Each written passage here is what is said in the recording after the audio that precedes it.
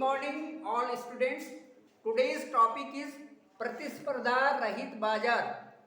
प्रतिस्पर्धा रहित बाजार, प्रतिस्पर्धा का मतलब होता है कंपटीशन, प्रतिस्पर्धा कंपटीशन, और जिसमें कंपटीशन नहीं है वो मार्केट।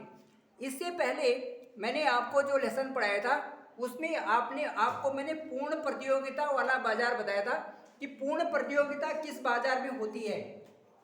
ठीक है, पूर्ण प्रतियोगिता किस बाजार में होती है।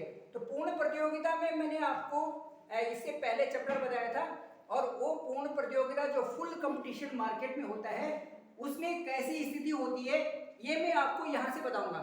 ये देखिए पूर्ण प्रतियोगिता वाला बाजार, इसमें जो पूर्ण प्रतियोगिता होती है उसमें क्रेताओं और विक्रेताओं की अधिक संख्या होती है।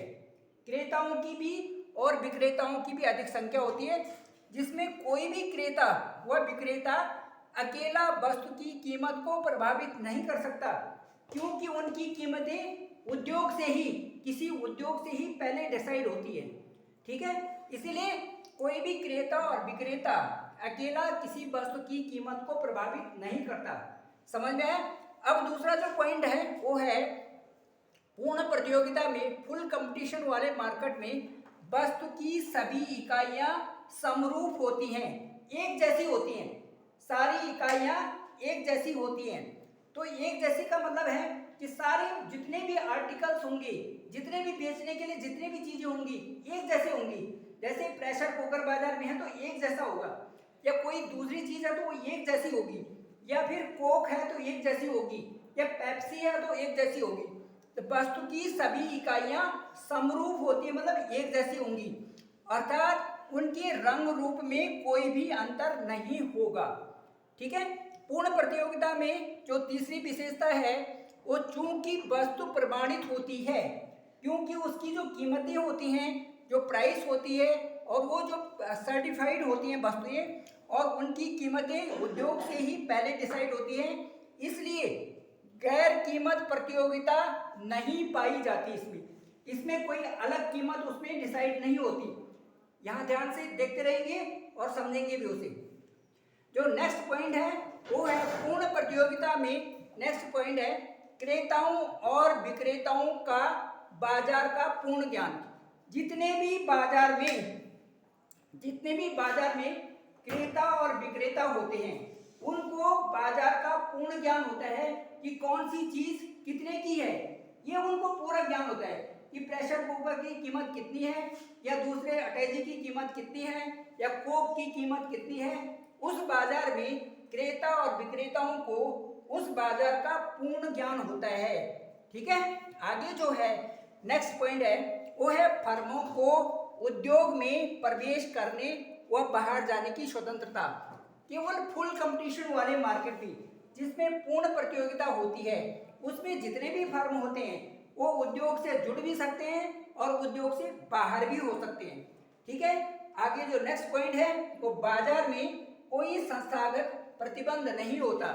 मार्केट में किसी प्रकार का उन पे कोई भी प्रतिबंध नहीं लगाया जाता। ये है पूर्ण प्रतियोगिता, फुल कंपटीशन वाला मार्केट। अब आपको मैं दिखाऊंगा जो प्रतिस्पर्धा से रहित बाजार होता है।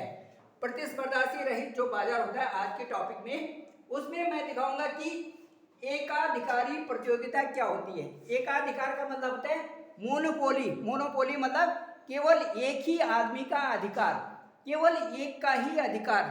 तो ऐसा मोनोपोलिस्टिक जो कंपटीशन है वो क्या है, इसमें एक तो फर्मों की संख्या अधिक होती है, बाजार में जो फर्म की संख्या अधिक होती है। नेक्स्ट पॉइंट है कि विक्रेताओं की संख्या भी अधिक होती है, परंतु उनकी वस्तुएं एक रूप नहीं होती। जबकि फुल कंपटीशन में एक तरह की वस्तुएं होती हैं, यहाँ अलग अलग तरह की वस्तुएं होती हैं। ठीक है, एक आधार में अलग अलग तरह की वस्तुएं होती हैं, इसलिए वस्तुओं में भिन्नता होने के कारण, अलग अलग वस्तुएं होने के कारण प्रत्येक विक्रेता का अपनी वस्तु पर एकाधिकार होता है, मोनोपोली होता है। क्योंकि अलग अलग होते हैं इसलिए हर विक्रेता का उसमें अपना अधिकार होता है, मोनोपोलिस्टिक कंपटीशन है। अगला पॉइंट है वह वस्तु की कीमत को प्रभावित कर सकता है क्योंकि फर्में मिलती जुलती वस्तुएं ही बेचते हैं, मिलती जुलती वस्तुएं होती हैं, इसलिए वो अट्रैक्ट कर सकता है अपने मूल्य पर लोगों को, जो क्रेता और विक्रेता हैं, सेलर्स और बायर्स को जो है वो अट्रैक्ट कर सकता है।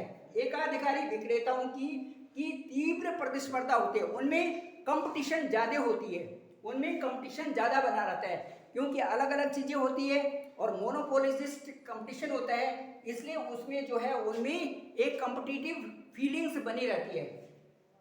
नेक्स्ट देखेंगे कि अल्पाधिकार जो बाजार है वो क्या है। अल्पाधिकार जैसे इसके मीनिंग से लगता है अल्प अधिकार, मतलब उसमें पूरा अधिकार भी नहीं होना, अल्प अधिकार होना, तो इसे हम अपूर्ण प्रतियोगिता की तरह ही लेते हैं।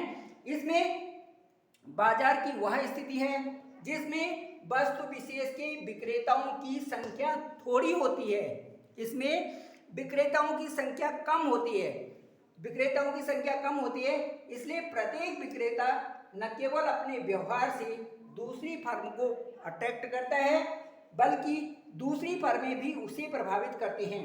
तो अल्पाधिकार में जो उनके अपने आपस में ही एक कंपटीशन बना रहता है, अपने आपस में ही कंपटीशन बना रहता है, क्योंकि इसमें विक्रेता कम होते हैं या और हर जो फर्म है दूसरों को अट्रैक्ट करती है, दूसरी फर्में उस फर्म को अट्रैक्ट करती है, इसलिए ये अल्पाधिकार की स्थिति है।